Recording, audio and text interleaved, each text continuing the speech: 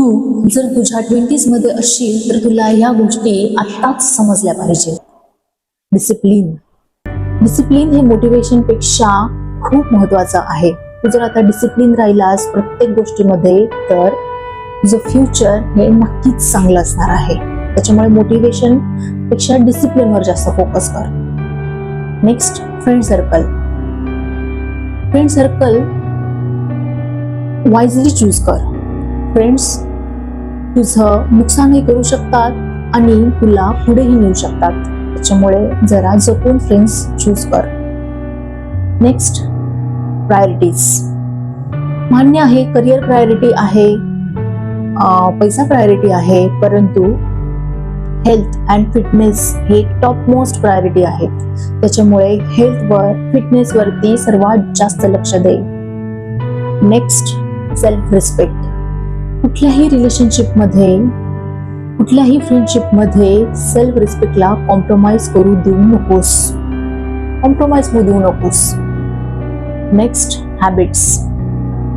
तुझ्या हॅबिट्स हे तुझं फ्युचर डिसाईड करतात. आत्ता चांगल्या चांगल्या हॅबिट्स लावून घे, जसं की सकाळी लवकर उठणं, एक्सरसाइज करणं, मेडिटेशन करणं. ह्या हॅबिट्स तू जर आत्ताच तुझ्या 20s मध्ये लावून घेतल्यास तर तू खूप काही अचीव करू शकतोस. Next, trust. तू काहीही हातात घेतलं असशील काम करायला तर तू त्या प्रोसेसवर ट्रस्ट कर.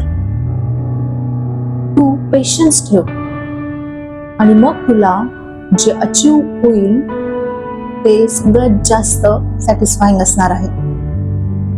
Next, focus.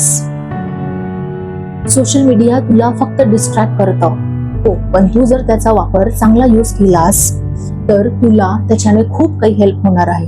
त्याच्यामुळे सोशल मीडिया वाईजली यूज कर आणि तुझा फोकस डिस्ट्रॅक्ट होऊ देऊ नकोस.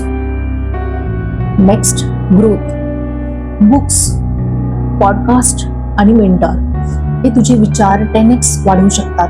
त्याच्यामुळे बुक्स रीड करायला सुरुवात कर.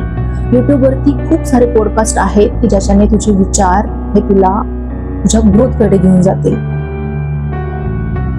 Comparison is equal to waste of time. त्याच्यामुळे तू स्वतःला दुसऱ्या कोणासोबतही कम्पेअर करू नकोस.